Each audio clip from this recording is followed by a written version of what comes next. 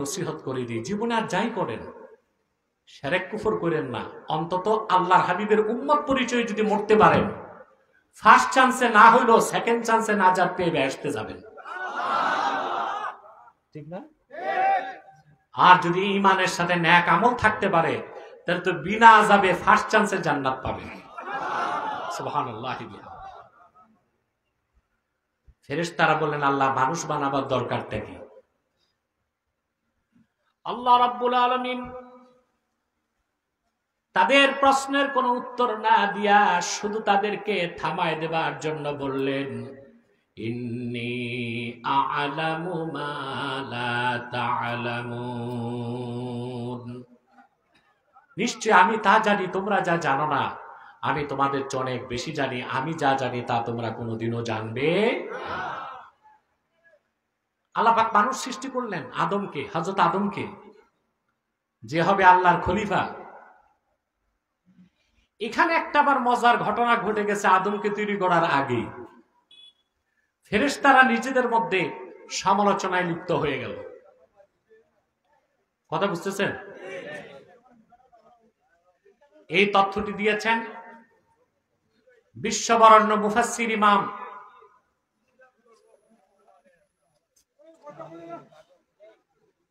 মুহাম্মদ হোসেন আল Baghawi রাহমাতুল্লাহ, তাফসীর বাগাভীতে তথ্য দিয়েছেন। তিনি বলেন, ফেরেশতারা সমালোচনায় লিপ্ত হয়ে গেল কার বিরুদ্ধে? মানুষের বিরুদ্ধে। মানুষ কত আশ্চর্য সৃষ্টি যে অস্তিত্বে আসার আগে সমালোচনার পাত্র হয়েছে। আর আমরা মানুষ কিনা সত্য কথা বলার ক্ষেত্রে সমালোচনাকে ভয় পাই। হক কথা, সত্য কথা বলার ক্ষেত্রে সত্যিকার মুমিন ইমামে হোসেনের উত্তরসূরি নিন্দুকের নিন্দা, হিংসুকের হিংসা, সমালোচনাকারীর সমালোচনাকে এক মুহূর্তের জন্য পরোয়া করতে পারে না। কারণ পৃথিবীর প্রথম মানুষ হযরত আদম সৃষ্টি হওয়ার আগেই সমালোচনার পাত্র হয়ে গেছে। ফেরেশতারা কি সমালোচনা করতে লাগলো? এক ফেরেশতার কাছে বলতে লাগলো, ইয়াখলুকু রাব্বুনা মা ইয়াশা, আমাদের মহান মালিক আল্লাহ রাব্বুল আলামিন যা খুশি তা বানাবেন, বাধা দেবার কোনো অধিকার আমাদের নাই। ওয়ালাকিন লা ইয়াখলুকা রাব্বুনা খালকান আকরামা ইলাইহি মিন্না, কিন্তু অবশ্যই কখনো আমাদের রব আল্লাহ তাআলা আমাদের চেয়ে দামি, আমাদের চেয়ে শ্রেষ্ঠ, আমাদের চেয়ে মূল্যবান কোন সৃষ্টি বানাবেন না। চ্যালেঞ্জ কাদের? ফেরেশতাদের। যে আমাদের চেয়ে রেসপেক্টেড, আমাদের চেয়ে দামি, আমাদের চেয়ে মর্যাদায় বেশি এরকম কোন সৃষ্টি আল্লাহ কখনো বানাবেন না। খুব ভালো করে খেয়াল করেন, ফেরেশতারা এই কথাটা বলল, তাদের কথার পক্ষে একটা যুক্তি ছিল। কি ছিল? ইমাম বাগাবী সেটাও লিখেছেন। তারা বলল, লিআন্নানা খুলিকনা ক্বাবলা ওয়া রাআইনা মা লাম ইয়ারা, আদমকে তো এখনো সৃষ্টি করা হয়নি, আর আমরা কত আগে হয়েছি, অথবা আমরা যা দেখেছি আদম তা দেখবে না। দেখার ভিত্তিতে আমাদের এলেম থাকবে বেশি, আদমের এলেম থাকবে কম। এলেম যার বেশি, দাম তার বেশি না। বয়স যার বেশি, দাম তার বেশি। এলেম যার বেশি, দাম তার বেশি। এই যুক্তি কাদের? এই যুক্তি আমাদেরও। সুবহানাল্লাহ। এরপরে আল্লাহ তাআলা আদম আলাইহিস সালামকে সৃষ্টি করলেন। সৃষ্টি করার পর আল্লাহ তাকে সৌন্দর্য দিলেন, দৈহিক অঙ্গ শ্রেষ্ঠতাকে দান করলেন। তারপর তাকে অমূল্য রত্ন ইলম, জ্ঞান দান করলেন। সুবহানাল্লাহ। আল্লাহ পাক বলেন, وعلم آدم الأسماء كلها ثم عرضهم على الملائكة فقال أنبئوني بأسماء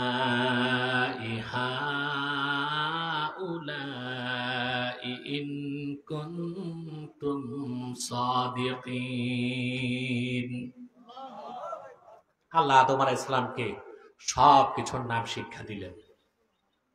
সব কিছুর নাম বুঝেন নাই?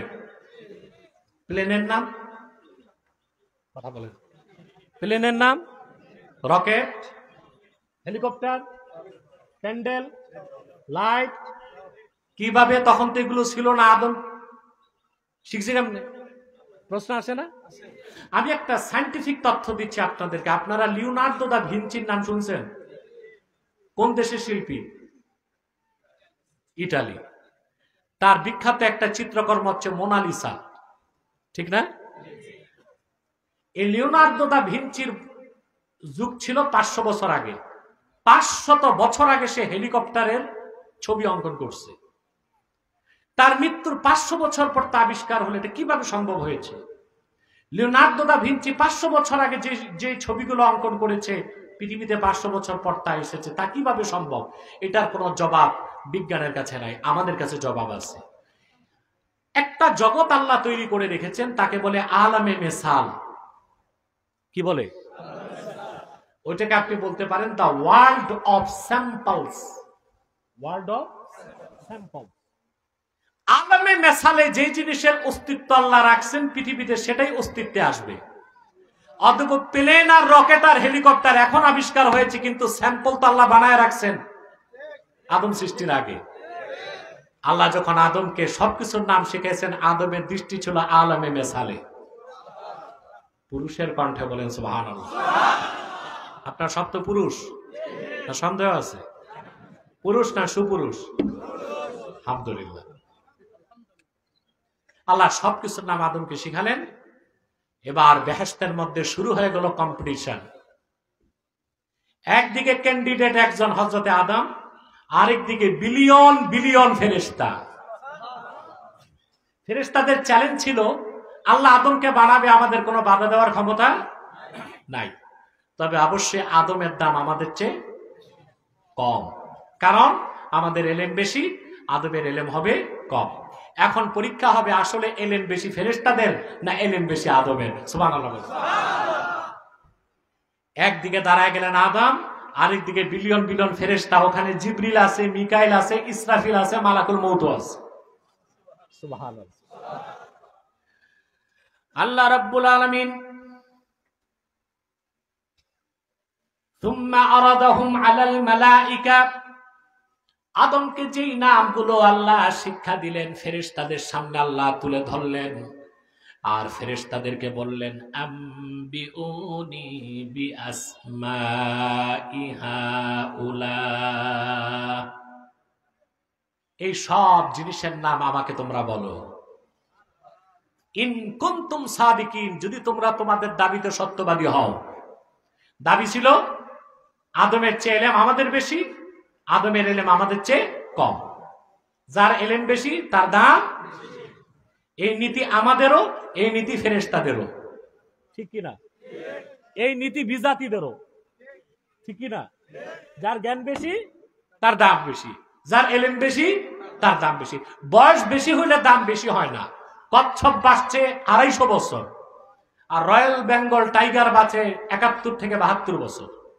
দাম বেশি কোনটা? কিন্তু কচ্ছপ বাঁচে 250 বছর, আর রয়্যাল বেঙ্গল টাইগার বাঁচে 71-72 বছর। কিন্তু মরা বাঘের চামড়াটার দামও কয়েক লাখ টাকা হয়। তাহলে বোঝা যায় বয়স বেশি হলে দাম বাড়ে না, যার এলেম বেশি তার দাম বেশি। কেন বললাম? আমাদের দেশে দেখা যায় সব কাজে ডেট ফেল, ডেট এক্সপায়ার্ড, বুড়া মানুষদেরকে দায়িত্ব দেওয়া হয় না। মানুষের বয়স যত বাড়ে তার সম্মান বাড়বে। মুরব্বীগণ থাকবে দোয়া মুনাজাতে, কাজ করবে যুবকরা, কাজ করবে জ্ঞানী মানুষ, কাজ করবে শিক্ষিত মানুষ, কাজ করবে যোগ্য মানুষ। এখন যে বুড়া মানুষ বয়স 88 বছর, মেরুদণ্ড বাঁকা হয়ে গেছে, দাঁত সব পড়ে গেছে, আপনি মুরব্বী মনে করে ওনারে যদি দায়িত্ব দিয়ে দেন, তাহলে কাজ কখনো সফলতা লাভ করতে পারবে না। মুরব্বীদের কাজ হচ্ছে চোখের পানি দিয়া যুবকদের কাজকে আল্লাহর কাছে কবুল করানো। কিন্তু কাজ করবে কারা? নেতৃত্ব দিবে কারা? জ্ঞানী মানুষ। কারা? না বয়স বেশি তার? ফেরেশতাদের সামনে আল্লাহ তুলে ধরলেন, নামগুলো বলো দেখি কার ইলম বেশি, তোমাদের না আদমের? কোরআন সাক্ষ্য দিচ্ছে, قالوا سبحانك لا علم لنا إلا ما علمتنا إنك أنت العليم الحكيم قالوا سبحانك সমস্ত ফেরেশতা মস্তক নত করে বলল, রব্বুল আলামিন পবিত্রতা সত্য তোমার, লা ইলমা লানা ইল্লা মা আল্লামতানা, তুমি যে ইলম শিক্ষা দিছো আমাদের, এর বাইরে আমাদের কোনো ইলম নাই। এই একটা কিছুর নাম আমরা বলতে পারবো না। আল্লাহ আদমকে বললেন তুমি বলো। আদম আলাইহিস সালাম বলা শুরু করলেন। পৃথিবীর সৃষ্টি লগ্ন থেকে কিয়ামত পর্যন্ত যত বস্তু পৃথিবীতে অস্তিত্বে এসেছে এবং আসবে সবকিছুর নাম আদম আলাইহিস সালাম বলে দিলেন। সেখানে ফিজিক্স ছিল, কেমিস্ট ছিল, জুলজি ছিল, বোটানি ছিল, কসমোলজি ছিল, সব ছিল। সুবহানাল্লাহ বলেন। কে বলছেন? ইলম বেশি কার প্রমাণ হলো? তিনি হয়ে গেলেন সবচেয়ে সম্মানিত, দাবি তার ইলম বেশি। আল্লাহ পাক বললেন, وَإِذْ قُلْنَا لِلْمَلَائِكَةِ اسْجُدُوا لِآدَمَ فَسَجَدُوا إِلَّا إِبْلِيسَ أَبَى وَاسْتَكْبَرَ وَكَانَ مِنَ الْكَافِرِينَ। আল্লাহ পাক বলেন, ফেরেশতারা ইলম বেশি তো প্রমাণ হলো আদমের, অতএব যার সম্মান বেশি সে সম্মান পাওয়ার উপযুক্ত। তোমরা সবাই আমার খলিফা আদমকে সাজদা করো। সমস্ত ফেরেশতারা আদমকে সাজদা করলো, শুধু করলো না ইবলিস। করলো না কে? বসেন না, দাঁড়ায় টাড়ায় ডিস্টার্ব করেন কেন? বসেন। কথা বুঝতেছেন? শুধু সাজদা করলো না কে? আর সব ফেরেশতা হযরত আদমকে সাজদা করলো। এখানে একটা সূক্ষ্ম বিষয় আমাকে বলতে হচ্ছে, আমাদের দেশে অনেক কম পড়ুয়া মৌলবী আছে, তারা বলে নূরের চেয়ে মাটির দাম বেশি। বলে কি না? আচ্ছা, এই কথা যে বলে ওইটা কি সুস্থ মানুষ না পাগল? শুধু পাগল না বদ্ধ পাগল? এটার জায়গা কোথায় হওয়া উচিত? মাহফিলের স্টেজে না পাবনায়? নূরের চেয়ে কখনো মাটির দাম বেশি হতে পারে না। যুক্তি দেয় কোরআন শরীফের এই আয়াতের অপব্যাখ্যা করে, বলে নূরের ফেরেশতারা মাটির আদমকে সাজদা করছে, এর থেকে বোঝা যায় মাটির চেয়ে নূরের চেয়ে মাটির দাম বেশি। কিন্তু পাগলেরা তাফসীর আর হাদিস পড়ে নাই। মাটি দিয়া বানাবার কারণে নূরের ফেরেশতারা আদমকে সাজদা করে নাই। আদম তো ছিল কেবলা, বরং আদমের কপালে ছিল নূরে মুহাম্মাদি।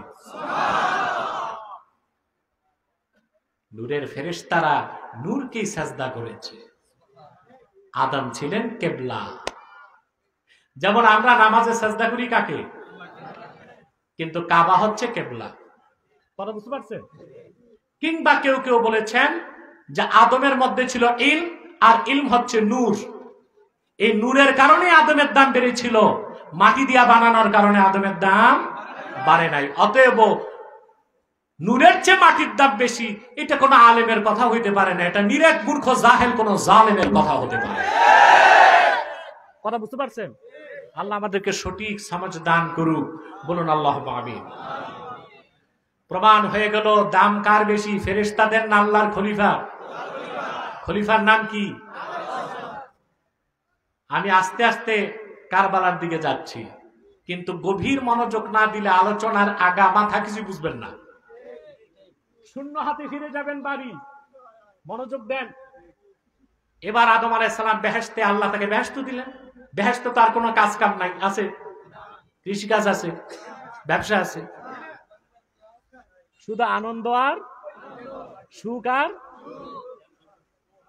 আমার উপজেলা চেয়ারম্যান সাহেব ঘুমাচ্ছে। বলেন তো আমি এই যন্ত্রণা রাখি কই? রাতে আসলেও তারা ঘুমায়, দিনে আসলেও ঘুমায়। সম্মানিত সুধী,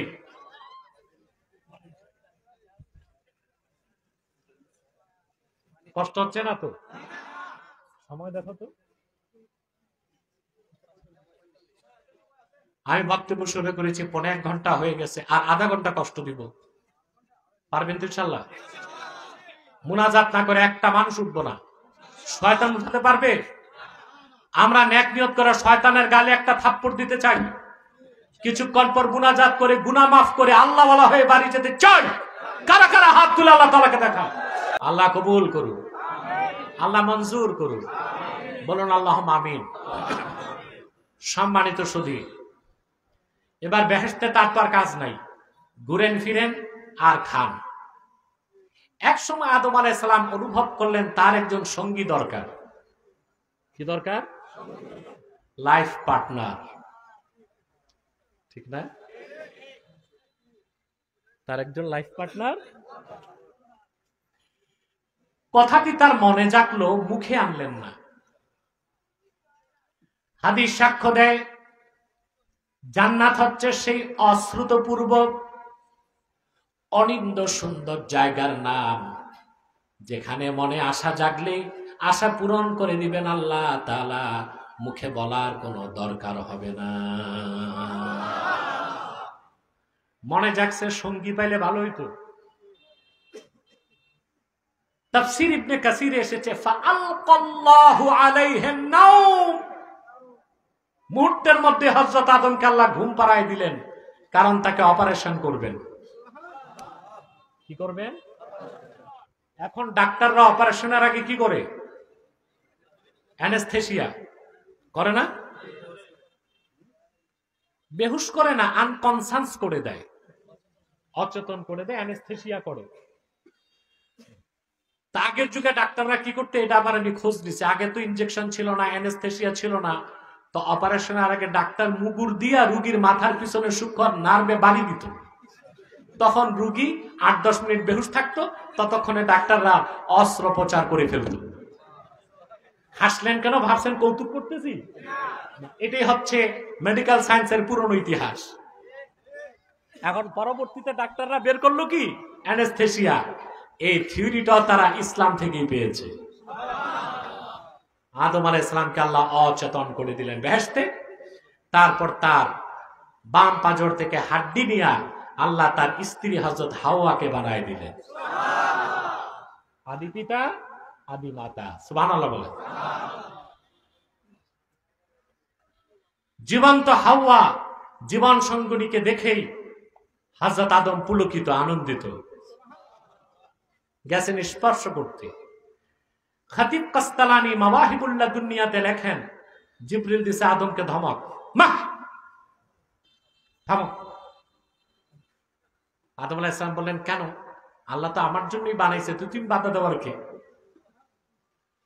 হযরত জিবরিল বললেন, আদ্দি মুহরাহা ক্বাবলা আন তামাসসাহা, এটা তো তোমার বউ, তার স্পর্শ করার আগে তার মোহর আদায় করো। সুবহানাল্লাহ। বিয়েতে মোহর দেওয়া কি ওয়াজিব? কথা বুঝতে পারছেন? সাদাক মোহর দিবেন আপনারা? জি না। সাবধান, স্ত্রীর মোহর না দিয়ে যদি মারা যান, কাল কিয়ামতে স্ত্রী আটকাবার অধিকার রাখে। তা আপনারা একটা চালাকি করেন, ভাসর রাতে স্ত্রীকে ইমোশনাল ব্ল্যাকমেল করেন নাকি? পায়টায় ধরে মাপ চায়। কি দরকার মহিলার কাছে মাপ চাওয়ার? মোহর তাই বলবেন যা দিতে পারবেন, আর বাকিতে মোহর জায়েজ, কিন্তু সুন্নতের খেলাফ। সুন্নত হচ্ছে মোহর নগদ দেওয়া। স্ত্রীর গায়ে হাত দেবার আগে তার মোহর দিয়ে দেওয়া উচিত। আমরা মোহর না দিয়ে এখন বাংলাদেশে যৌতুকের অভিশাপ চালু করেছি। হারাম। মেয়ের পক্ষ থেকে ফোর্স অ্যাপ্লাই করে কোন কিছু গ্রহণ করা যৌতুক নাজায়েজ, হারাম, জঘন্যতম কাজ। এটা কোন সিভিলাইজড, এডুকেটেড, শিক্ষিত মুসলমান যুবকের কাজ নয়। এটা যুবক নামের নপুংসক হিজড়া প্রকৃতির কোন কাপুরুষের কাজ, স্ত্রী থেকে মোহর আদায় করা। বিয়েতে যুবকরা মোহর নিবেন না, রাজি আছেন? কারা বিয়েতে মোহর নিবেন না? হাত তুলে দেখান। যৌতুক নিবেন না, যৌতুক যৌতুক মোহর দিবেন। যৌতুক নিবেন না, রাজি আছেন? মাশাআল্লাহ, দাড়ি পাকা বুড়ারাও হাত তুলছে। এতে মোটামুটি ধারণা করা যায় ওনাদের আরো বিয়ের শখ আছে আছে।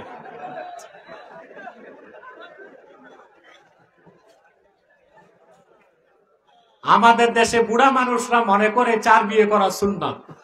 এটা কোনো কিতাবে নাই। 4 বিয়ে করা জায়েজ, তবে শর্ত হচ্ছে 4 স্ত্রীকে যদি ইনসাফ করতে পারেন। আল্লাহ বলে দিয়েছেন কোরআন শরীফে, فانكحوا ما طاب لكم من النساء مثنى وثلاث ورباع وإن خفتم ألا تعدلوا فواحدة। আল্লাহ পাক বলেন, তোমরা তোমাদের পছন্দের মেয়েদেরকে বিয়ে করো, 2টো, পারলে লাগলে 3টা, পারলে লাগলে 4টা, না পারলে না লাগলে। তো বাঙালির তো বডি ফিটনেসই ঠিক নাই, একটাই তো রাখতে পারে না, তো বেশি করার দরকার কি?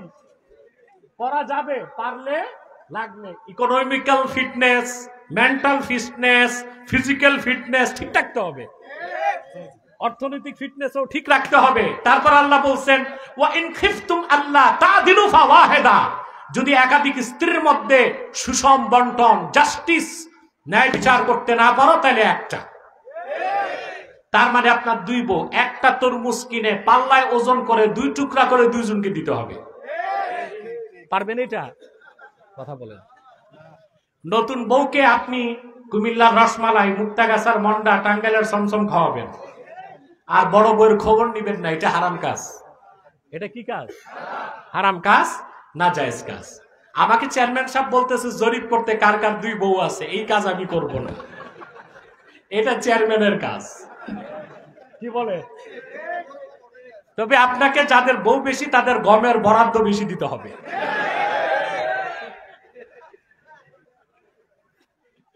সম্মানিত সুধী, কথা শুনতেছেন? তাহলে যে ইনসাফ করতে না পারেন তো কয়টা? জোরে বলেন। কয়দিনে? সপ্তাহ। শরীয়তের হুকুম, প্রথম স্ত্রীর কাছে 3.5 দিন থাকবেন, দ্বিতীয় স্ত্রীর ঘরেও 3.5 দিন। সুবহানাল্লাহ। যদি কোন স্ত্রীর কাছে বেশি থাকতে হয়, অন্য স্ত্রী থেকে অনুমতি নিতে হবে। এগুলো পারবেন? তাহলে কয়টা করবেন? যাক, বুড়ারা শখ করছে, আল্লাহ নিয়ত পূরণ করার তৌফিক দান করুন। আমরা মোহর দিব, যৌতুক। হযরতে আদম জিজ্ঞেস করলেন, কাইফা উয়াদ্দি মোহরাহা ইয়া জিবরিল, ওরে জিবরিল, কেমন করে আমার স্ত্রীর মোহর আদায় করব তা তো জানি না। হযরত জিবরিল আল্লাহর পক্ষ থেকে শিখাই দিলেন, আদম সাল্লি আলা মুহাম্মাদিন সালাসা মাররাত, আল্লাহর আখিরি নবী, আল্লাহর হাবিব মুহাম্মদ সাল্লাল্লাহু আলাইহি ওয়াসাল্লামের উপর 3 বার দরুদ শরীফ পাঠায় দাও, আল্লাহ তোমার মোহর আদায় করিয়ে দিবে। সুবহানাল্লাহ। আদম আলাইহিস সালাম আল্লাহর আরশে আজিমে, ফাওকাস সামাওয়াতিস সাবঈন, আরশুল্লাহিল আজিমে নূরে মুহাম্মাদের দিকে তাকায়া 3 বার দরুদ শরীফ পড়লেন। মোহর আদায় হয়ে গেছে। আগে ছিল বেহেশতে কয়জন মানুষ, এখন হলো স্বামী আর স্ত্রী, আদি পিতা আদি মাতা। আল্লাহ ডাক দিয়ে বললেন, وَقُلْنَا يَا آدَمُ اسْكُنْ أَنْتَ وَزَوْجُكَ الْجَنَّةَ وَكُلَا مِنْهَا رَغَدًا حَيْثُ شِئْتُمَا وَلَا تَقْرَبَا هَذِهِ الشَّجَرَةَ فَتَكُونَا مِنَ الظَّالِمِينَ। সুবহানাল্লাহ। আল্লাহ পাক বলেন, আমি আদমকে ডেকে বললাম, হে আদম, তুমি আর তোমার স্ত্রী 2 জন পরম আনন্দে বেহেশতে বসবাস করো। ওয়াকুলা মিনহা রাগাদা আই ওয়াসিআ, আর যা খুশি প্রাচুর্যের সাথে মন ভরে খাও। সুবহানাল্লাহ। বেশি খাবার জায়গা আখিরাত, কম খাবার জায়গা আমরা করি উল্টা। দুনিয়াতে আমরা বেশি খাই, তবে নিজের বাড়িতে বেশি খাই না, দাওয়াত খাইতে গেলে বেশি খাই। ঠিক না? সমাজে এমন কিছু ছোচা প্রকৃতির, রাক্ষস প্রকৃতির মানুষ আছে যাদের দেখলে যে দাওয়াত করে তার কলিজার পানি শুকায় যায়। 500 টাকা দিয়ে বিয়ে বাড়িতে জন্মের খাওয়া খায়, বন্ধু জিজ্ঞেস করছে কি কি খাইলা? আজকে শরীরটা ভালো না, বেশি কিছু পারি না। তুই কি খাইছো? 8টা রোস্ট, 12টা ব্রোস্ট, 3 কেজি গোস্ট, 6টা দধির বাটি। পোলাও খাইছি কয় প্লেট গড়ি নেই। শরীর ভালো না, তাতেই অবস্থা। আর শরীর ভালো থাকলে তো ড্যাক পুরা খাইতো, ঠিক না? 500 টাকা দিয়ে যদি এরকম খান, ভয়তে মানুষকে আর বিয়ে শাদীতে দাওয়াত করবে? দুনিয়া হচ্ছে কম খাবার জায়গা, জান্নাত হচ্ছে বেশি খাওয়ার জায়গা। কারণ দুনিয়াতে বেশি খাবেন, চর্বি জমবে, হার্ট অ্যাটাক করবে। আখে বেহেশতে যত খাবেন, হাদিস শরীফে এসেছে, একটা ঢেকুর দিলেই সব হজম। তো খাইতে সমস্যা আছে। আল্লাহ বলেন, আদম হাওয়া বেহেশতে পরমানন্দে থাকো, যা খুশি মন ভরে খাও। এটা কি আদেশ? এটা কি? একটা সাথে আল্লাহ নিষেধ করলেন, ওয়ালা তাকরাবা হাদিহিশ শাজারাতা ফাতাকুনা মিনাজ জালিমিন। আর এই একটি বৃক্ষের কাছেও তোমরা দুজন যাবা না। গন্ধম গাছের কাছে যাইতে নিষেধ করলেন। যদি যাও তো তোমরা দুজন জালেমের কাতারে শামিল হয়ে যাবে। এতটুকু আমার ঘটনা বলতে বাধ্য হলাম কোরআন শরীফ থেকে। শুনতেছেন? এখানে কোনো কেচ্ছা কাহিনী নাই, যা বলছি কোরআন কারীম থেকে, হাদিস থেকে, তাফসীর থেকে। এখন বেহেশতে আদম আলাইহিস সালামকে একটা আদেশ করলেন আর একটা নিষেধ করলেন। কথা বুঝতেছেন? এই আদেশ মানা, নিষেধ ছাড়া, তার নাম ইবাদত। তো ইবাদত শুরু হলো কই? সুবহানাল্লাহ বলবেন না? ইবাদত অর্থ কি? শুধু নামাজ পড়া ইবাদত না, শুধু রোজা রাখা ইবাদত না। সেজন্য তো আমার দেশে দেখতে পাই কিছু মানুষ নামাজও পড়তেছে, সুদও খাচ্ছে, নামাজও পড়তেছে, ঘুষও খাচ্ছে, রোজাও রাখতেছে, আবার রোজার দিন ইফতারের আগে আরেকজনের ক্ষেতের আইল ধাক্কায়। ঠিক? তার মানে সে হুকুম মানতেছে, নিষেধ মানতেছে না। ইবাদত অর্থ হচ্ছে ইমতিসালুল আওয়ামির ওয়া ইজতিনাবুন নওয়াহি। কোরআন হাদিসের হুকুমগুলো মানা, নিষেধগুলো ছাড়া। তার নাম কি? জোরে বলতে হবে। নামাজ পড়ে হুকুম মানবেন, সুদ ছেড়ে নিষেধ ছাড়বেন। রোজা রেখে হুকুম মানবেন, ঘুষ ছেড়ে নিষেধ ছাড়বেন। সুবহানাল্লাহ। হজ করে আল্লাহর হুকুম মানবেন, অন্যের সাথে জুলুম করবেন না, নিষেধ ছাড়বেন। এইরকম ভাবে আল্লাহর আদেশগুলো মানা, নিষেধগুলো ছাড়ার নাম হলো ইবাদত। সেই ইবাদত শুরু হলো জান্নাতে। তারপর আপনারা জানেন হযরত আদম আর হযরত হাওয়া শয়তানের প্ররোচনায় আল্লাহর নিষেধটা ছাড়তে পারেন নাই, তারা গন্ধম খেয়েছেন। কথা বলে না? আল্লাহ জান্নাত তাদের জন্য হারাম করে দিলেন, দুজনের পোশাক খুলে দিলেন। তাফসীর কবিরের 11তম খণ্ডে ইমাম রাজি লেখেন, আদম আলাইহিস সালাম উলঙ্গ হয়ে গেলেন, স্ত্রী উলঙ্গ হয়ে গেলেন। ফাসাতারা আওরাতাহু বিওয়ারাকিত তিন। হযরত আদম 3 গাছের পাতা দিয়া তার লজ্জাস্থান ঢাকলেন। স্ত্রীকে দিলেন, তিনিও 3 গাছের পাতা দিয়া লজ্জাস্থান ঢাকলেন। 3 বুঝেন? ফিগ, ফিগ আঞ্জির বলে যাকে, আমরা আপনারা বাংলায় ডুমুর বলেন, তবে বাংলাদেশে বাদুরে খায় এই ডুমুর, আর আরবে যে আঞ্জির, তিন ওয়া জাইতুন, ওই 3 বহুত পার্থক্য। ঠিক, খুব মজার জিনিস, ঠিক কিনা? 1200-1400 টাকা কেজি। আমি এটা অনেক খাই। যারা নিয়মিত ফিগ এই 3 ফল খাবেন, তাদের কখনো ব্রেন স্ট্রোক হবে না, আলহামদুলিল্লাহ। শরীর থেকে ঘামের গন্ধ আসবে না, মুখে গন্ধ থাকবে না, মাথা শার্প থাকবে। বুঝলেন? আপনারা এই বিড়ি গাঞ্জা হোক্কা বাদ দিয়া কম কম হইলো এই খেজুর, খুরমা, 3 এগুলো খাওয়ার চেষ্টা করবেন, পারবেন না ইনশাআল্লাহ। তারপরে জাইতুন খাবেন, জাইতুন, অলিভ। যে নিয়মিত অলিভ খায় তার শরীরে এত অ্যান্টি অক্সিডেন্ট আল্লাহ তৈরি করে দেন, তার শরীরে ক্যান্সারের জীবাণু বাসা বাঁধতে পারে না। হায়াত মৌত কার হাতে? বান্দা তার লাইফ স্টাইল চেঞ্জের মাধ্যমে অনেক ধরনের ক্ষতি থেকে বাঁচতে পারে। বেহেশতের দরজা খুলে গেল। আদম আলাইহিস সালামকে আল্লাহ নামায় দিলেন শ্রীলঙ্কায়, আর হযরত হাওয়াকে নামায় দিলেন সৌদি আরবের জেদ্দায়। কথা বুঝতেছেন? 2 জন 2 জায়গায়।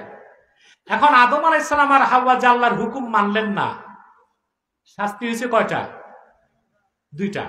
একটা হচ্ছে আসল বাড়ি থেকে বহিষ্কার, বেহেশত থেকে তাদেরকে আল্লাহ তাআলা বেহেশত থেকে বহিষ্কার করছেন, এটা হচ্ছে সবচেয়ে বড় পানিশমেন্ট। দ্বিতীয় শাস্তি, স্বামী এক জায়গায় স্ত্রী এক জায়গায়, এটা বড় কষ্ট, এটার নাম বিরহ যন্ত্রণা।